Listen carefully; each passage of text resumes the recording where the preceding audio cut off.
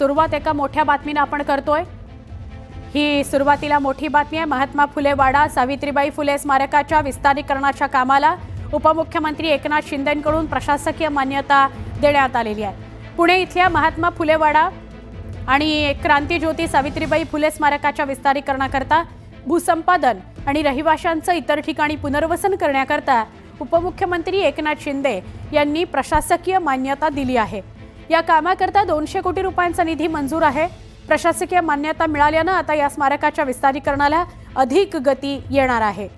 आमचे प्रतिनिधी अजित मांढरे यांच्याशी अधिक बोलूया। अजित, काय अपडेट? सुवर्ण, पुण्यामधील जो फुलेवाडा आहे इथेच क्रांतिज्योती सावित्रीबाई फुले आणि महात्मा फुले यांचं स्मारक व्हावं मागणी जी आहे ती बऱ्याच काळापासून जोर धरत होती। या मागणीला आणि या कार्यक्रमाला पूर्ण जो तिथं जो वाडा आहे त्याला त्यांचं स्मारक बनवून जाणार आहे, त्याला शासनाकडून मान्यता मिळालेली आहे। एवढंच काय तर 200 कोटी रुपये निधी देखील मंजूर केला गेलाय। आज उपमुख्यमंत्री एकनाथ शिंदे यांची बैठक होती। अजित पवार अर्थमंत्री नियोजन यांच्याबरोबर या बैठकीमध्ये त्यांनी हा मुद्दा लावून धरला आणि त्यानुसार जे पैसे वळते करायचे किंवा जे स्मारकाला पैसे लागणार आहेत ते संपूर्ण पैसे द्यावेत असं मागणी केल्यानंतर ही मागणी पूर्ण केली आलेली आहे। त्यानुसार स्मारकाचं विस्तारीकरण, भूसंपादन, तिथले रहिवासी जे त्यांचं पुनर्वसन अशा विविध ज्या गोष्टी त्यामध्ये केल्या जाणार आहेत। त्यामुळे असं एक भव्य दिव्य आणि देदीप्यमान असं एक स्मारक असेल असं उपमुख्यमंत्री कार्यालयाकडून सांगण्यात आलेलं आहे। त्यामुळे 200 कोटी निधी या स्मारकाला मिळाल्यामुळे नक्कीच आता या स्मारकाचा चेहरा मोहरा हा खूप मोठा असेल आणि एक वेगळं स्मारक जे आहे हे सर्वांना बघता येईल, त्याचबरोबरीनं सर्वांना त्यातून काही बोध घेता येईल अशा रीतीचे स्मारक असेल असं देखील स्पष्ट करण्यात आलं। अगदी खूप जुनी मागणी होती ही, अनेक जण त्याकरता पाठपुरावा करत होती। आता शिंदे यांनी प्रशासकीय मान्यता मिळवून दिली आहे, तर तेवढ्यापुरतच ते मर्यादित राहू नये, वेगवान पद्धतीने काम याचं व्हावं अशी आपण अपेक्षा करूया। धन्यवाद अजित, माहिती दिल्याबद्दल। अजून एका महत्त्वाच्या घडामोडीकडे आपण वळतो आहोत। मुंबई महानगरातील पाणी प्रश्न सोडवण्याकरता मुख्यमंत्री देवेंद्र फडणवीस यांनी महत्त्वाची बैठक बोलावलेली आहे। सह्याद्री अतिथीगृहावर जलसंपदा मंत्री गिरीश महाजन यांच्यासोबत विभागाची बैठक आहे। मुंबई महानगर प्रदेशातील 9 महापालिका आणि 4 नगर परिषदांचा पाणी प्रश्न, MIDC, सिडको, नैना प्रकल्पातील पाणी प्रश्नावर या बैठकीत चर्चा होणार आहे। सूर्या कवडास, सूर्या नदीवरील 5 कोल्हापुरी बंधारे अशा 10 प्रकल्पांवर चर्चा होणार आहे। तसंच जलसंपदा विभागाकडून प्रकल्प लवकर मार्गी लावण्याकरताही प्रयत्न व्हावेत असा या बैठकीचा उद्देश आहे। जलसंपदा मंत्री गिरीश महाजनांसोबत वनमंत्री गणेश नाईक, महसूल मंत्री चंद्रशेखर बावनकुळे आणि उपमुख्यमंत्री एकनाथ शिंदे यांची उपस्थिती या बैठकीला आहे।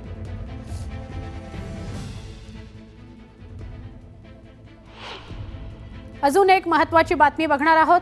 गोड्या पाण्यातील मासेमारी वाढवण्याकरता धोरण तयार करा असं मुख्यमंत्री देवेंद्र फडणवीस यांनी स्पष्ट केले, तसे आदेशच त्यांनी दिलेले आहेत।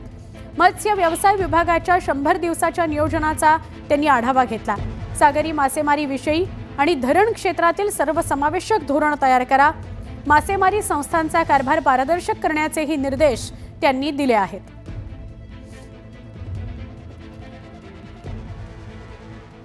आणि आता दुपारच्या 100 बातम्या। परिवहन मंत्री प्रताप सरनाईक यांची मोठी घोषणा समोर येते। मी परिवहन मंत्री असेपर्यंत एकही बस भाडे तत्वावर घेणार नाही असं मोठं विधान सरनाईकांनी केलं। तर दरवर्षी 5000 स्वमालिकेच्या बस घेणार, याला अर्थमंत्री अजित पवार यांनी तत्वतः मान्यता दिली असं सरनाईकांनी सांगितलं। 4 वर्षांपासून छावा सिनेमाचं काम सुरू आहे। लेझिम हा आपला पारंपरिक खेळ आहे, मात्र त्यावरून म्हणजे राजे लेझिम खेळत होते अशा एका सीनवरून झालेला वाद हा नको आहे। वादग्रस्त आणि आक्षेपार्ह असलेले दृश्य आम्ही काढून टाकणार आहोत असं वक्तव्य छावा सिनेमाचे दिग्दर्शक लक्ष्मण उतेकर यांनी केलंय। छावा या चित्रपटातील एका डान्समुळे वाद निर्माण झाला। या प्रकरणी छावा सिनेमाचे दिग्दर्शक लक्ष्मण उतेकर यांनी राज ठाकरेंची भेट घेतली। सिनेमा संदर्भात राज ठाकरेंची चर्चा केली असं त्यांनी सांगितलं। छत्रपती संभाजी महाराज यांच्यावर आधारित असलेल्या छावा या सिनेमाच्या पडताळणीसाठी विशेष शोचं आयोजन करण्यात आलं। ट्रेलरवरून उठलेल्या वादंगामुळे मुंबईत 29 जानेवारीला विशेष शो दाखवण्यात येणार आहे। सैफ अली खानवरील चाकू हल्ला प्रकरणाच्या तपासात आता नवीन ट्विस्ट आलाय। आरोपी शरीफुलनं पश्चिम बंगालच्या नदिया छपरा इथून इथून सिम घेतलं होतं असा दावा होतोय। याचा तपास घेण्याकरता मुंबई पोलिसांचं पथक नदिया छपरा या ठिकाणी पोहोचलं। कोलकात्यात हे नदिया छपरा ठिकाण आहे। त्यानंतर कुकुमोनी जहांगीर या 4 वर्ष अगोदर मृत पावलेल्या व्यक्तीच्या नावानं बनावट सिम कार्ड घेतल्याचं समोर आलेलं आहे। सैफ अली खानवर हल्ला करणाऱ्या आरोपी मोहम्मद शरीफुलच्या हातांचे ठसे पोलिसांना जमा केलेल्या सॅम्पलशी जुळत नसल्याचं समोर आलंय। सैफ हल्ला प्रकरणाचा मुंबई पोलिसांकडून तपास सुरू आहे। सैफच्या बिल्डिंग आणि फ्लॅटमधील 200हून अधिक फिंगरप्रिंट्सचे नमुने घेतले गेलेत।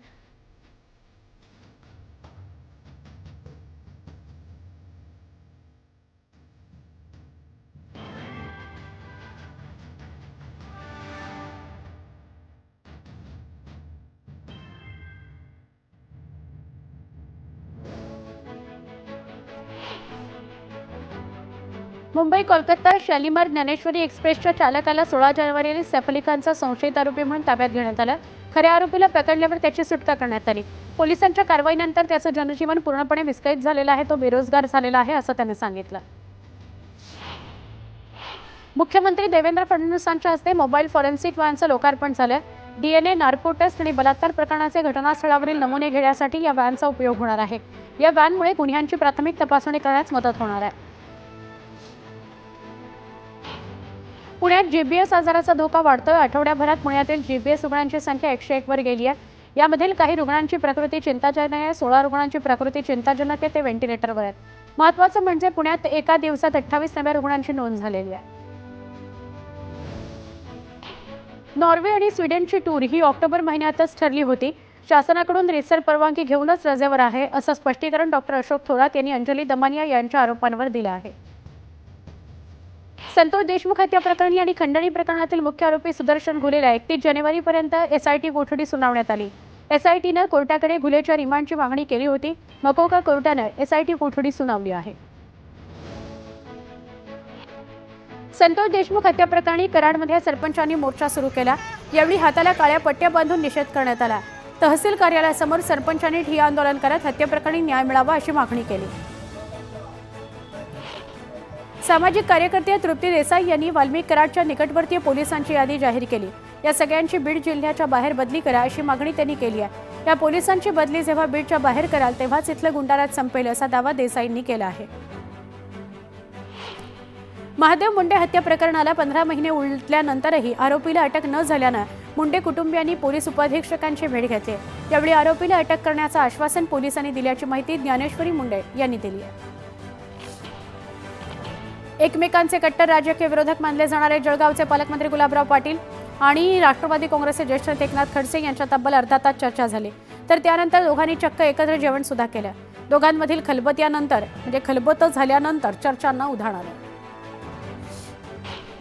आजपासून पुढील 2 दिवस शरद पवार गटाची मुंबई विभागीय जिल्हानिहाय बैठक पार पडणार आहे। सुप्रिया सुळेंच्या उपस्थितीत पालिका निवडणुकींच्या पार्श्वभूमीवर चर्चा होणार आहे। ठाकरे गटाची आज मातोश्रीवर बैठक बोलवण्यात आली। या बैठकीत ठाणे जिल्ह्यातील विभागनिहाय आढावा घेतला जाणार आहे। तसंच ठाण्यात शिवसर्वेक्षण अभियानासंदर्भातही चर्चेची शक्यता आहे। आगामी काळात अजित पवार आणि एकनाथ शिंदेंचे पक्षही फोडले जातील असा दावा संजय राऊतांनी केलाय। भाजपला पक्ष फोडण्याची चटक लागली अशी टीका त्यांनी केली। सोलापुरात शरद पवार गटाला मोठा धक्का बसलाय। शरद पवार गटाचे ओबीसी नेते रमेश बारसकर हे शिवसेनेच्या वाटेवर असल्याची माहिती समोर येते। एकनाथ शिंदेंच्या उपस्थितीत 2 दिवसातच पक्षप्रवेश करण्याची शक्यता वर्तवण्यात येते। रायगडमध्ये ध्वजवंदनाचा कार्यक्रम होता। अनिकेत तटकरेंच्या उपस्थितीवर माजी आमदार पंडित पाटील यांनी आक्षेप घेतला। अनिकेत तटकरे मंत्री अदिती तटकरेंसोबत व्यासपीठावर उपस्थित होते। अनिकेत तटकरेंनी प्रोटोकॉल पाळला नाही असा आरोप पाटील यांनी केला। महायुतीतील पालकमंत्री पदाचा वाद चव्हाट्यावर आला।